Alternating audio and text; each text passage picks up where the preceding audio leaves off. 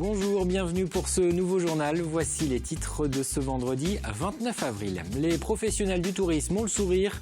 Après une excellente année 2015, la saison 2016 s'annonce plutôt bonne. Bonne fréquentation pour ces vacances de printemps. Pour ces prochains mois, les carnets de réservation sont bien remplis et cela devrait se poursuivre encore jusqu'à l'été 2017.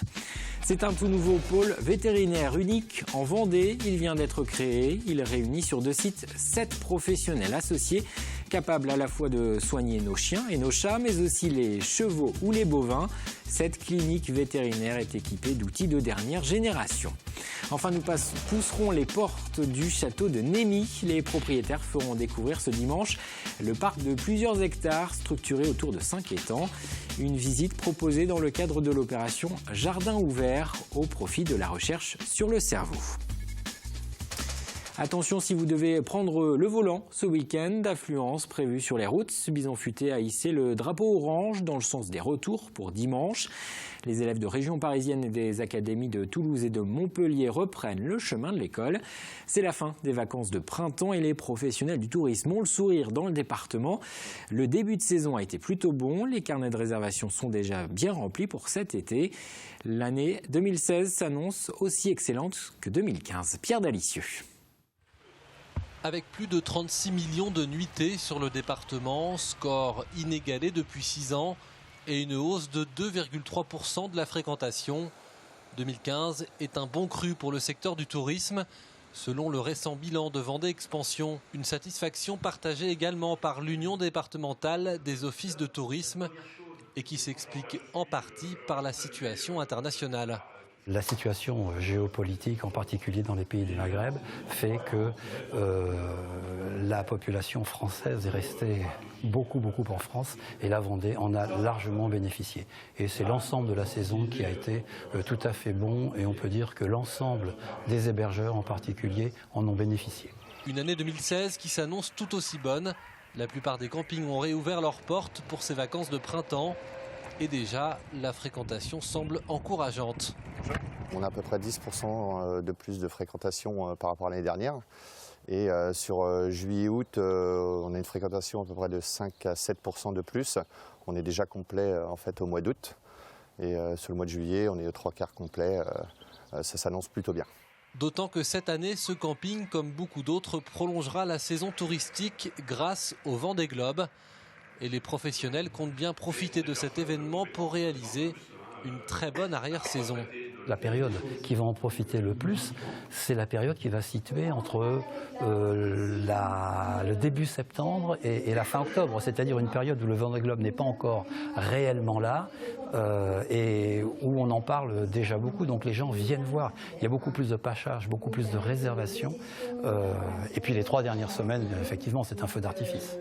Des retombées économiques liées au Vendée Globe attendues dès cette année, mais également pour l'été 2017. Tous les 4 ans, l'image de la course booste le tourisme vendéen, plusieurs mois même après les arrivées. Et le Vendée Globe justement qui se prépare, les premiers bateaux de l'épreuve seront visibles dans le chenal des Sables d'Olonne début juin avec l'arrivée de la course New York Vendée-les-Sables. Une nouvelle épreuve réservée à la catégorie IMOCA qui doit servir de dernier tour de chauffe aux skippers avant le Vendée Globe. Le départ sera donné dans tout juste un mois, le 29 mai. Ils seront au moins 17 à y participer, comme Jérémy Bayou, Jean-Pierre Dick, Armel Lecléache ou encore Yann Eliès. Ce sera l'opportunité pour certains de tester leur nouveau bateau. C'est un événement d'abord où il y a des bateaux qui sont 100% IMOCA, à l'encontre de courses comme la Route du Rhum ou la Transat Java où ils sont multiséries. Donc je pense que pour le public c'est beaucoup plus lisible. La course va être pleine d'enseignements parce qu'effectivement on se retrouve avec 17 ou 18 bateaux et skippers et avec effectivement de très bons concurrents qui seront au départ du Vendée Globe quelques mois après. Et le Vendéen Jeff Pelé a annoncé qu'il pourrait être au départ de cette course New York Vendée-les-Sables. Sa participation lui permettrait ainsi de valider en partie sa qualification pour le Vendée Globe. Et si la course en solitaire du mois de novembre est avant tout une épreuve sportive, c'est aussi un rendez-vous important pour l'économie locale. Plusieurs entreprises du département devraient profiter de l'événement pour développer leur réseau et pourquoi pas faire des affaires. C'est en tout cas ce que veut mettre en avant le Business Club Vendée. Vendée Globe. Le club d'entreprise va proposer pendant les 3 semaines avant le départ des espaces privatifs dédiés aux dirigeants économiques. Ça a été fait pour toutes les entreprises et pas seulement les entreprises qui ont quelque chose à vendre ou des informations à véhiculer ou des produits à faire connaître ou s'assurer de la visibilité. C'est fait pour vraiment les TPE, les PME qui n'ont pas forcément le budget pour être sur le village ou qui n'ont pas forcément de produits à vendre mais qui veulent faire du réseau, profiter de l'événement pendant les 3 semaines qui va avoir lieu donc du 15 au 6 novembre. Nous allons parler à présent de santé animale avec ce nouveau pôle qui vient de voir le jour en Vendée. 7 vétérinaires associés viennent de se regrouper pour créer une structure baptisée Animea. Elle est implantée sur 2 sites, La Ferrière et La Roche-sur-Yon, et peut prendre en charge à la fois les animaux de compagnie comme les chiens ou les chats, mais aussi les chevaux ou les vaches. Avec ce rapprochement, les vétérinaires souhaitaient notamment mutualiser leurs moyens. Explication, Apolline Laurent. De l'extérieur, cette clinique vétérinaire toute neuve ressemble à toutes les autres. Pourtant, dès que l'on pousse ses portes, elle devient le refuge des animaux de ferme et des chevaux malades. Ouverte depuis seulement quelques semaines, elle propose des techniques de soins à la pointe de la technologie, une première dans le département. Ici, dans la dernière salle de consultation, qui est l'espace radio. Et donc, ça nous permet de faire des radios qu'on ne peut pas faire à domicile. En l'occurrence, toutes les radios de tête, tout l'axe vertébral, et puis également on peut faire un poumon de cheval, ce qu'on ne peut pas faire à domicile. Parce que là, on a besoin d'une puissance quand même beaucoup plus importante. Cela fait 4 ans que Frédéric Simons prépare avec une dizaine de confrères la fusion de 3 anciennes cliniques vétérinaires indépendantes. En mai 2014, elles officialisent leur mariage sous le nom d'Animea et continuent à proposer des services dans 3 structures différentes. L'une ici, route de Beautour pour les chevaux, et 2 autres à La Ferrière et dans le centre de La Roche-sur-Yon pour les petits animaux domestiques. C'est un travail qui a été effectivement mûrement réfléchi, qui a duré plusieurs années pour aboutir au résultat qu'on a aujourd'hui. Donc là, on a commencé effectivement à être vraiment tel qu'on souhaitait et on est dans les derniers aménagements et l'ensemble est très satisfaisant parce qu'effectivement, l'outil de travail correspond à nos attentes, l'ambiance de travail avec tous nos collègues se passe bien et plutôt une bonne émulation, très positif. Car aujourd'hui, la clinique regroupe 23 salariés, dont près de la moitié composés de vétérinaires. Un regroupement qui permet de mutualiser les moyens humains et matériels. C'était des gros investissements. Bon, là, on les divise en 7, mais même si c'est toujours des gros investissements, mais voilà, c'est quelque chose qui est sur le long terme et qui va permettre de rebondir et de trouver quelque chose de pérenne sur le long. Oui. Au total, l'ensemble des investissements réalisés par les associés de ce nouveau pôle vétérinaire vendéen représente 1 500 000 €. De quoi offrir aux petits et plus gros patients des examens plus poussés et de meilleurs diagnostics. Il a reçu il y a quelques jours sa médaille d'or à la Sorbonne à Paris en présence du ministre de l'économie et de la ministre de l'Éducation nationale. Antoine Dita vient d'être sacré meilleur apprenti de France. Ce jeune Vendéen, élève au lycée Saint-François d'Assise de La Roche-sur-Yon, se destine à être frigoriste comme son père. Portrait signé Élodie Pépin. C'est avec fierté qu'Antoine Dita, 18 ans, nous présente la pièce avec laquelle il a pu remporter le concours du meilleur apprenti de France en section froid et climatisation. Ça, c'est un circuit frigorifique, c'est une portion du circuit frigorifique pour une chambre froide industrielle. Et ça, c'est son armoire électrique. Une pièce technique qui lui a demandé 50 heures de travail. C'est après les cours, ici, dans l'atelier de son lycée, qu'il a peaufiné tous les détails. Il a fallu faire des brasures. Donc, comme vous voyez partout, tout ce qui est en gris. Pour que ce soit précis, pour faire un beau cordon autour de la brasure et pas qu'il y ait de fuite. Je suis content parce que je ne pensais pas faire un travail comme ça, mais en fait, au fil du temps, on apprend, on réussit à faire un travail comme ça. Durant ses heures de travail, Antoine a été coaché par son professeur. C'est d'ailleurs son lycée qui l'a poussé à participer au concours. Antoine est le 2e élève en section froid et climatisation de l'établissement à remporter l'or. C'est vrai que le métier de frigoriste, quand on entend parler, on ne s'imagine pas qu'il y en a derrière chaque magasin, chaque patinoire, chaque hôtel, chaque restaurant. Et pourtant, c'est un métier qui est très peu connu du grand public, donc ça permet de le faire connaître. Ça met en valeur son travail à lui, ça met en valeur le travail des enseignants, le travail de l'établissement. et la profession de frigoriste en même temps. Aujourd'hui, c'est en compagnie de son père que nous retrouvons Antoine. Il est venu l'aider sur un chantier, la réparation d'une chambre froide. Car chez l'Edita, le froid c'est une affaire de famille. Son père est frigoriste et a monté son entreprise à Dompierre-sur-Yon. Ça fait pas mal de temps qu'il vient avec moi. Pendant ses vacances scolaires, de temps en temps je l'emmène avec moi. Et puis c'est une passion que je lui ai transmise et puis il a su exploiter. Prochaine étape pour Antoine, un nouveau concours en octobre prochain à Angers. Une épreuve qui pourrait l'emmener jusqu'aux Émirats Arabes Unis pour les Olympiades des métiers. Un concours international où plus de 700 jeunes sont en concurrence dans une cinquantaine de domaines. On ouvre une page sport avec d'abord quelques images de badminton et ce tournoi des bénévoles organisé ce vendredi au Vent d'Espace. Une compétition réservée à ceux qui s'investissent depuis le début de la semaine pour l'organisation des championnats d'Europe. La compétition officielle, elle se poursuit. Il y avait encore 5 Français en lice ce vendredi. Les championnats d'Europe se termineront ce week-end. Sachez que les finales hommes, femmes et double mixte seront diffusées sur TV Vendée dimanche à partir de 16h. Et parmi les autres rendez-vous sportifs du week-end dans le département de la boxe, des combats professionnels sont prévus à Challans. Sur le ring, il y aura notamment les Vendéens Joris No et Ibrahim Gessoumov. Ce sera ce samedi à partir de 19h30. Dernier match à domicile pour les volleyeurs des Herbiers. Ils vont affronter au gymnase de l'Amiral le CNVB, c'est le vivier de l'équipe de France. La rencontre s'inscrit dans le cadre des Playdown Elite.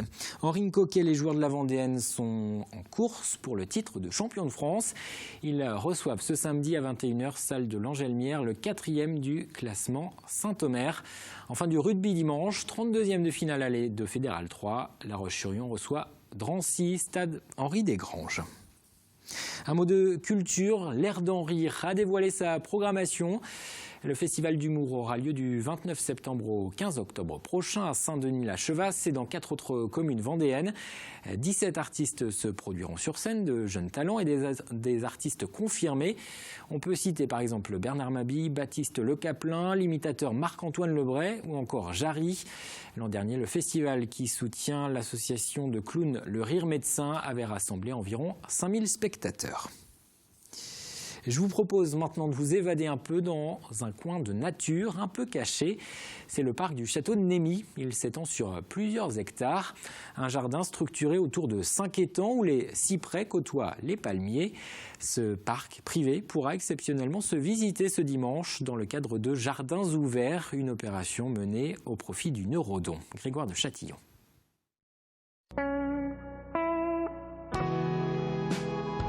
Avec sa nature exubérante, ses étangs, ses arbres séculaires, comme ici le séquoia géant, le parc du château de Némy, clos de murs sur 4 hectares, est une invitation à la rêverie. C'est un plaisir de pouvoir se promener dans le parc, de s'abstraire de toutes les contraintes de la vie quotidienne, d'apprécier les couleurs, les formes. Des formes et des perspectives autour de cette ancienne maison seigneuriale du XVIIIe siècle, bâtie sur une terrasse donnant sur l'un des 5 plans d'eau de la propriété. On ne s'en lasse pas. Nos visiteurs sont surtout frappés par la découverte d'éléments de paysage qu'ils n'aperçoivent pas depuis la route. Oui, ce sont des digitales. Et j'ai de la chance. Et puis là-bas, tu as des arômes. Elisabeth et André Chapelle sont très attachés à ce parc où les palmiers de Chine se ressèment spontanément. Un parc qui abrite aussi naturellement un potager. C'est une plante à odeur de curry et qui fait beaucoup penser à l'odeur des immortels que nous trouvons sur la côte et qui parfument lorsque nous passons et sortons du potager. Venez écouter les nombreux oiseaux présents dans le parc du château de Némy. Venez vous évader dimanche lors d'une visite guidée à 14h30 ou bien 16h au profit de la recherche sur le cerveau. Et au total, 6 lieux comme le parc du château de Némy ouvrent leurs portes au public ce week-end dans le cadre de cette opération pour le Neurodon à Sainte-Pexine, La Caillère-Saint-Hilaire, Chantonnay, Mortagne-sur-Sèvre, ainsi que le parc du château de la Flosselière à Sèvremont. À chaque fois, l'entrée est payante et 2 € seront reversés à la Fondation pour la recherche sur le cerveau. Le cerveau, justement, au cœur en ce moment d'une exposition autour de la mémoire à l'Historial de la Vendée. Elle propose aux visiteurs de mieux comprendre les mécanismes qui permettent de retenir des informations et de se fabriquer des souvenirs. Des jeux sont notamment proposés pour tester son cerveau, mais les questions des troubles de la mémoire et de l'impact des ordinateurs et du numérique sur notre cerveau sont aussi abordées. Écoutez ce qu'en dit l'un des membres du collectif à l'origine de l'exposition. La mémoire, c'est vraiment un fil rouge que tout individu, toute forme de vie a avec elle. C'est aussi un fil rouge collectif. On peut parler d'une mémoire de groupe, on peut parler d'une mémoire collective au niveau d'un pays, voire maintenant au niveau de la planète. Et cette mémoire, c'est aussi ce que nous transmettons aux générations qui viennent. Donc vraiment, la mémoire est au cœur de questions essentielles. Et cette exposition Mémoire sera visible à l'Historial de la Vendée jusqu'au 31 août. Notez que l'entrée sera gratuite ce dimanche 1er mai. Ce sera désormais le cas tous les premiers dimanches de chaque mois à l'occasion cette année des 10 ans de l'Historial. Le musée vendéen de Fontenay-le-Comte, lui, propose encore pendant quelques jours de découvrir l'exposition à la découverte du Langon antique. Des céramiques, des pièces de monnaie remontant à l'Antiquité sont à découvrir. Ces objets ont été mis au jour lors de fouilles réalisées sur la commune du Langon, ancienne cité gallo-romaine. Des objets en verre retrouvés dans plusieurs communes voisines témoignent également du passé du sud du département qui a été un carrefour d'échanges. Cyril Guillet. Difficile d'imaginer que sous la commune du Langon subsistent de nombreux vestiges gallo-romains. Situé sous l'ancien pourtour du golfe des Pictons, le Langon était vraisemblablement un port d'importance. Pour mettre en lumière ce riche passé, le musée vendéen accueille une exposition élaborée par Sophie Corzon, archéologue gestionnaire des collections de l'Historial. Au sein de l'exposition, on va, au travers des panneaux, découvrir comment les fouilles archéologiques sont menées. Puis après, on va comprendre quelle était la place du Langon à l'époque antique avec la romanisation. Dès le XVIe siècle, des découvertes d'objets gallo-romains sont mentionnées sur la commune du Langon.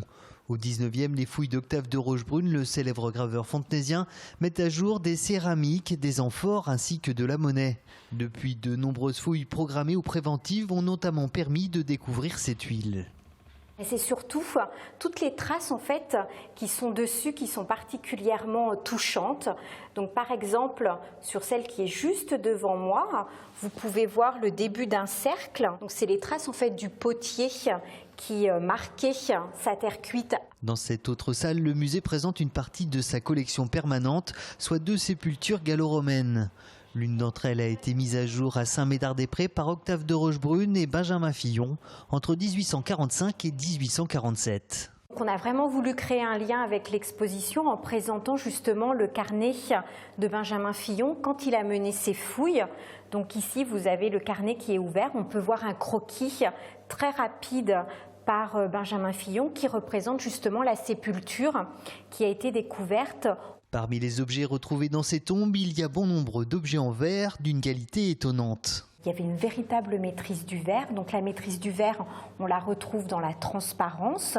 Dans le décor aussi, on peut voir des vases décorés qui ressemblent un petit peu à des pierres précieuses. Et ce qui est d'autant plus intéressant avec l'ensemble qui est juste ici, c'est qu'il ne s'agit pas d'une production locale, mais d'une production sur les bords du Rhin, donc de Cologne. Donc ces objets aussi témoignent des échanges commerciaux qu'il pouvait y avoir à cette époque. Avec la mer à sa porte, le Langon et plus largement le golfe des Pictons était il y a 2000 ans un bassin très dynamique qui est loin d'avoir livré tous ses secrets. Avant de refermer cette édition, le point sur la météo de ce week-end. Ce samedi sera assez mitigé, un ciel partagé entre nuages et soleil, avec du vent et des averses parfois fortes en début de journée. Les températures seront stables, 13 à 14 pour les maxis. Le thermomètre va grimper un peu dimanche et le temps sera plus ensoleillé. Armelle Pavageau vous en dit plus dans un instant. Lundi, c'est Apolline Laurent que vous retrouverez pour le journal. D'ici là, l'information continue sur les réseaux sociaux. Moi, je vous souhaite un très bon week-end.